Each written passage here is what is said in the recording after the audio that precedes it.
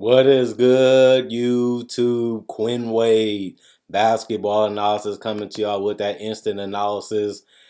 We have to talk about the Clippers getting absolutely manslaughtered tonight. It was just an embarrassment of a performance. I did not think the game was going to go like that. The Clippers have been competitive against other contenders. I think Denver is the better team. They have proved it throughout the last couple seasons. I think Jokic is the best player in this game, and he continues to prove why he's the MVP of the league for the last two seasons and potentially the third. Denver improved to 25 and 13, 15 and 3 at home. The Clippers 21 and 19, 10 and 11 away. They go 122 to 91, 32 to 15 in the first quarter. It looked like it was bleak and the game was over, but it continued to be an avalanche of points. 34 to 17, then 36 to 27. And the only reason why the Clippers made the score look a little bit respectable, even though it's still a blowout, they had a fourth quarter of 32 and 20, and it was just an embarrassment. I'm just ashamed to see the Clippers quit and give up early in this game. It seemed like they had no will, no fight, no want to win this game, and they basically emptied the bench pretty much early in this game. But it happens. Games like this shows you who's the better team. Denver beat them in the Western Conference. Beat them before they got to the Western Conference Finals. I think they match up even better now. I don't really like what I have seen out of the Clippers this season because they never can get everybody on the same page and everybody healthy. And I think that's dangerous when you're going against teams that have been able to do it and have their core intact for a long period of time. Even Tyronn Lue said it himself. He just wish they can get 15 games together. But I think in the Western Conference, you're going to need more than that. Unfortunately, it's just not going to happen most likely this season, which they're only getting older and they're only getting less relevant in the Western Conference. Kawhi Leonard is beat up, damaged, and really has had his worst season to me of his career in years. It's obvious because he's coming off injury, but even today, he looked like he didn't know what he was doing. It seemed like he was uninterested. They had no compassion, no sympathy, no empathy, no joy, no even care of even getting blown out. It seemed like they was cool and comfortable with getting blown out. And they just went and packed their bags up, was cool with losing. They just went to the next game. It seemed like, which I haven't seen the contender do.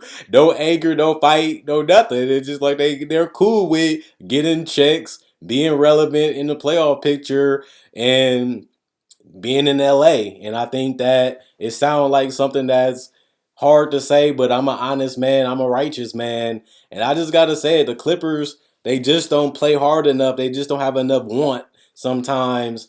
And they was known as a team that had Beverly, Kawhi Leonard, and Paul George. And you thought they would be a lockdown defensive team. And they never became that ever. And I feel like with the injuries to Paul George and Kawhi Leonard, they just became a worse version of what we thought they would be, and they're only getting older, and it just don't look good for the Clippers, who are only 21 and 19, which isn't the greatest record. It's only 2 games above 500. So I don't really know what the Clippers are going to do, how they're going to get better, and how they're going to potentially win a championship at this point after they're going into the fourth season of Paul George and Kawhi Leonard. And remember, they didn't make it to the playoffs last year because they lost in the play-in tournament. So I don't really get what direction this team is really going in, but it's not a good one. 6 points for Kawhi Leonard, negative 24 and plus minus. One turnover, one steal, 2 assists, 3 rebounds. He was 2 of 2 from the free throw line, 2 of 7 from the field. He basically didn't exist in this game. He was a ghost, the ghost of Kawhi Leonard. I never seen Kawhi Leonard play a game this bad and show bad body language and no passion for the game. It really was a disgrace to basketball, to be honest. Marcus Morris, 7 points, negative 17 and plus minus. One personal foul, one assist, one rebound, 1 of 4 from three, 3 of 7 from the field. Zubac, 8 points, negative 24 and plus minus. One turnover, one block, 5 rebounds, 4 of 4 from the free throw line, 2 of 2 from the field. Reggie Jackson, 2 points, negative 25, one personal foul, 2 turnovers, 2 rebounds, 0 of 5 from three. Couldn't make a shot really tonight. 1 of 6 from the field, even though he kept hoisting them. Paul George only had 3 points, which is ridiculous. Negative 16 and plus minus, 1 assist, 3 rebounds, 1 of 5 from three, 1 of 9 from the field. Couldn't even make a shot, even if it was open. Robert Covington, 8 points, plus 1 and plus minus, 1 personal foul, 1 turnover, 1 block, 2 steals, 2 assists, 5 rebounds, 2 of 2 from the free throw line, 3 of 9 from the field. Norman Powell has been one of their better players. 13 points, negative 24 and plus minus, 4 personal foul, 1 turnover, 1 steal, 2 assists, 1 rebound, 1 of 4 from three, 6 of 11 from the field. Brown, 12 points, plus 5 and plus minus, 2 personal fouls, 1 turnover, 1 block, 10 rebounds. So a double-double for him. 2 of 7 from the free throw line, 5 of 6 from the field. Preston, 6 points, plus 4 and plus minus, 1 personal foul, 1 steal, 3 assists, 4 rebounds, 2 of 2 from the three-point line, 2 of 4 from the field. Terrence Mann, 12 points, negative 14 and plus minus, 2 personal fouls, 2 assists, 2 rebounds, 2 of 2 from the free throw line, 0 of 2 from the three-point line, 5 of 9 from the field. And Luke Kennard, 4 points, negative 21 and plus minus, 1 personal foul, 2 turnovers, 2 assists, 1 rebound, 0 of 5 from the three-point line, 2 of 9 from the field. Coffee, 6 points, negative 4 and plus minus, 1 personal foul, 3 assists, 2 rebounds, 2 of 2 from the free throw line, 0 of 2 from three, 2 of 7 from the field. And Boston Jr., 4 points, plus 4 and plus minus, 1 steal, 4 assists, 2 rebounds, 4 of 6 from the free throw line, 0 of 2 from three, 0 of 5 from the field, 37% from the field. A Teddy job at shooting a three, 13% from three, 72% from the free throw line, 41 rebounds, 24 assists, 7 steals, 3 blocks, 7 turnovers, 14 personal fouls. I don't even know if you Tyronn Lue, what do you do after this game? This game looked like the team just quit on Ty Lue, and it was just I just wanted to cuss, but I'd just rather keep it clean. 13 points for Aaron Gordon, plus 22 and plus minus, 1 turnover, 3 assists, 7 rebounds, 3 of 4 from the free throw line, 5 of 7 from the field. Michael Porter Jr., 10 points, plus 15 and plus minus, 1 personal foul, 1 turnover, 5 rebounds, 1 of 2 from the free throw line, 1 of 5 from three, 4 of 10 from the field. Nikola Jokic, 12 points, plus 18 and plus minus, 2 turnovers, 1 steal, 9 assists, 6 rebounds, 4 of 5 from the free throw line, 0 of 1 from three, 4 of 8 from the field.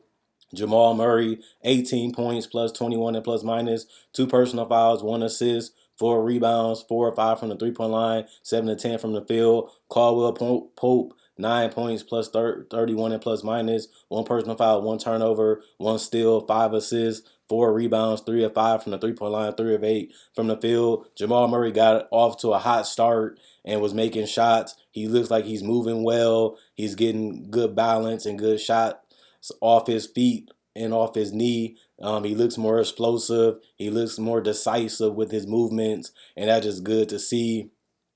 Najee, 13 points, plus 13 and plus minus, 5 personal fouls, 1 block, 1 steal, 2 assists, 6 rebounds, 3 of 3 from the free throw line, 0 of 1 from three, 5 of 6 from the field. 13 points for Najee was pretty good to see. I love his energy and how hard he plays. Bruce Brown, 9 points, plus 21 and plus minus, 1 personal fouls, 2 turnovers, 2 blocks, 2 steals, 3 assists, 6 rebounds, 2 of 2 from the free throw line, 1 of 4 from three, 3 of 6 from the field. This is a good game, knowing where to be at on the court and taking advantage of it, even defensively, getting the steals, getting the blocks. It just shows you that he has a lot of activity. Carr, 15 points, plus 9 and plus minus, 4 personal fouls, 2 turnovers, 1 block, 1 steal, 1 assist, 12 rebounds, 15 and 12 for him. This is a double-double machine when it's needed and gets the minutes. He had 27 tonight. 2 of 2 from the free throw line, 1 of 3 from the three-point line, 6 of 12 from the field. Ish Smith, 0 points, negative 5 and plus minus, 2 turnovers, 2 assists, 1 rebound, 0 field goal attempts from three in the free throw line. Bones Highland had another eccentric game off the bench. 16 points, plus 27 and plus minus, 1 assist, 3 rebounds, 3 of 3 from the free throw line, 3 of 7 from the three-point line, 5 of 11 from the field. And Reed, 3 points, negative 5 and plus minus, 1 personal foul, 1 block, 1 assist, 1 rebound, 1 of 3 from the three-point line, 1 of 3 from the field, because those was only attempt. Braun, 4 points, negative 12 and plus minus, 1 personal foul, 2 rebounds, 0 of 2 from the 3-point line, 2 of 8 from the field. DeAndre Jordan did not play. It was a coach's decision. The team as a whole shot 50% from the field, a beautiful 38% from 3, a magnificent 85% from the free throw line. They had a dominant game at rebounding, 57 rebounds, 28 assists, 6 steals, 5 blocks, 11 turnovers, shows good control of the basketball, 16 personal fouls, and 122 points. They ran it up, and they did not let the Clippers get a sigh of relief or a chance to get back in. They put them away early and kept putting on the pressure. Even the bench knew what to do. They knew what to run, and they ran it to perfection all night against the Clippers, and the defense was non-existent. They basically got any shot that they want. Any possession was basically a bucket, it seemed like. And if anytime you can shoot 50% against a team, it just shows you that you just miles ahead of them. And that just shows you that the Clippers didn't come to play tonight, and it seems like they packed it in early. Denver has always had a good matchup, and they has always played well. This is a different version of the Denver Nuggets than what they played in the bubble, but it's an enhanced, improved, and a grown version and a smarter version of the Nuggets, which means they're tougher to beat. The Nuggets are on top of the West. They continue to do their thing. They continue to groove. They continue to play together, and they look good defensively too. This is going to be one of the toughest teams to beat in the playoffs because they can slow it down, they can play fast, they can get out in transition. They have wing defenders now, they have perimeter scorers, and they have Nikola Jokic is a guy that can score from the perimeter or in the paint, and he keeps guys involved, and they pass the ball regardless if it's not in Jokic's hands, which means they're a tough team to cover, as the Clippers just seen tonight. And all I can say is I want to see more of the Nuggets because they're one of my favorite teams to watch this season and over the last 4 seasons, especially since we've been seeing peak Jokic. It's just a beautiful game of basketball for myself to see. Other than that, Quinn Wade, Basketball Analysis, signing out. Hope you guys enjoyed the video. Hope you guys enjoy the rest of your day. I'll see you guys hopefully on Friday. Continue to like, continue to subscribe. More breakdowns coming, more analysis coming. That's always fun to see. And check out my socials. Click my channel on the banner. You can follow me on Instagram, Twitter, and Facebook if you so choose. And I'll see you guys later.